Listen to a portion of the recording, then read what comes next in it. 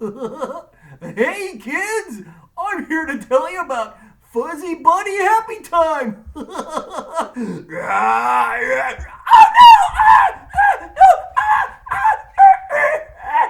Fuzzy Bunny! No, Fuzzy Bunny.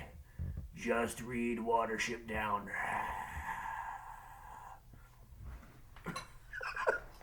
So, not my toes. Oh, thank you. You got to be careful with the bunnies around here. And he was telling you about Watership Down, which is a great suggestion. Watership Down. I highly recommend this, Raiders. It is, in fact, I can't recommend this enough. It is fantastic. It is regularly called an allegory, which is something worth knowing. An allegory, for those of you who don't know, and I didn't know in 6th grade, is a book for which the entire story is a metaphor. The entire story stands for something. So many people think it is an allegory, and some people argue that it isn't. Those who say it is an allegory argue that it's meant to represent how we function as a society and why humans, even though all the characters are bunnies, why we go to war against each other and why we distrust people of other groups, and what are the choices that help us be good as a society and what are the choices that help us be bad as a society. And those are totally valid arguments. But also, this book was written by a biologist or a naturalist who studied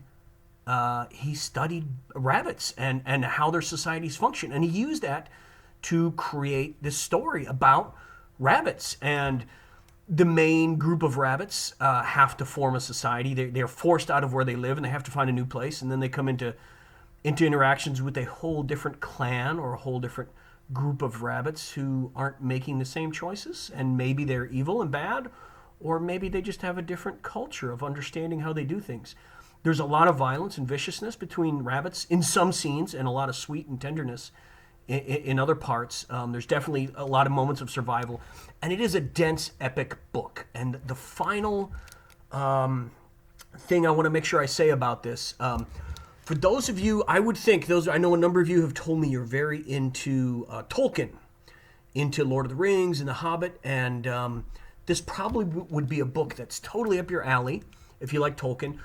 Or if you like Harry Potter, you might get into this. And I'll tell you why Tolkien and Harry Potter both...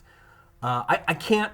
When I read this book, long before Harry Potter was around, I couldn't stop comparing it to The Hobbit, because The Hobbit was the first book I ever read where I was totally enamored at the complete depth of the world that was created by the author. And everything, and it was sprawling, and there were so many characters and so many things to take care of, but there were so many details that made that not realistic, but a truthful world.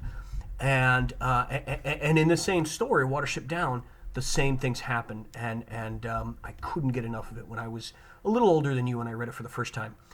And it's much the same way that Harry Potter has a complete world detail to detail. Now, the language is a lot denser than you would get in Harry Potter, pretty similar to what you might get in Tolkien. And it's long, it's epic. There's so many characters and so many different things that happens. It follows these rabbits for long time. So if you do read it and you're in Raider White House and you start reading it before I leave soon, I will definitely offer you 3 books. Most page numbers, most editions would probably fall in the 2 book category, because it's long, it's really long, but I'll say 3 books because it's some dense language and some really dense ideas, but such a great story. And you're going to really care about all of those bunnies, even the ones like our friend here who's a little dangerous. Well, there's some bad bunnies in this book. Enjoy it.